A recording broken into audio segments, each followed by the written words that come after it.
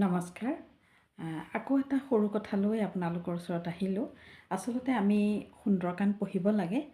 সুন্দৰকাণ্ড পঢ়িব পাৰিলে খুবেই ভাল। আৰু যদি আমি পঢ়িবও নোৱাৰোঁ, সুন্দৰকাণ্ড আচলতে শুনিলেই সুন্দৰ হয়। আমি যদি ৰাতিপুৱা সুন্দৰকাণ্ড মোবাইলতো আমি শুনো, তেতিয়াহ'লে আমাৰ কাৰণে বহুত ভাল কথা। আমাৰ দিনটো সুন্দৰ হয়, সেইটো এটা কথা। আৰু দ্বিতীয়তে আৰু এটা কথা, আমি হনুমান চালিচা এনেকুৱা এখন পুথি আমি মন্দিৰত বহি নপঢ়িলেও আমি যিকোনো ঠাইত বহি পঢ়িব পাৰোঁ। খালি আমি বিচনাত পঢ়িব নালাগে। তাৰ বাদে আমি পঢ়াৰ টেবুলত বহি পঢ়িব পাৰোঁ, চোফাৰত বহি পঢ়িব পাৰোঁ। যদি ষ্টুডেণ্ট হয়, স্কুলৰ বেগত লৈ গৈ স্কুলত পঢ়িব পাৰে, কলেজত পঢ়িব পাৰে।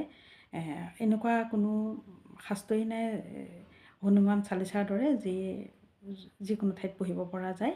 কাৰণ সাধাৰণতে আমি সকলো শাস্ত্ৰই আমি ভগৱানৰ মন্দিৰত বহি পঢ়োঁ, কিন্তু হনুমান চালিচাই একমাত্ৰ এখন পুথি যিকোনো ঠাইত আমি পবিত্ৰ হ'ব লাগে অকণমান বহি পঢ়িব পাৰোঁ।